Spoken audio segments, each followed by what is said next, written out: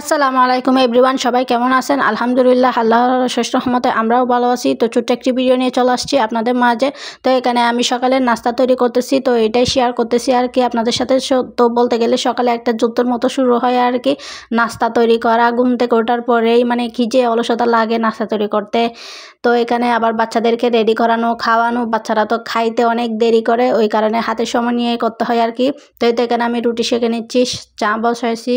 তো বাহিরে একটু শেয়ার করতেছি আর কি। তো ওয়েদারটা একটু হালকা বৃষ্টি হয়েছিল আর কি, মেঘলা মেঘলা আকাশ। তো এটা শেয়ার করতেছি। এখন হচ্ছে 6:30 বাজে।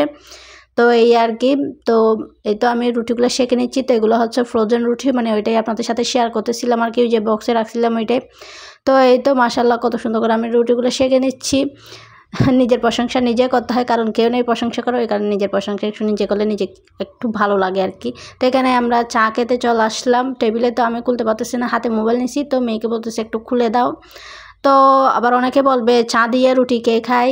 তো ভাই আমরা চা দিয়ে রুটি খাই, কারণ আমরা তরকারি তেমন খেতে পছন্দ করি না, মাঝে মধ্যে খাই আর কি, এক হঠাৎ।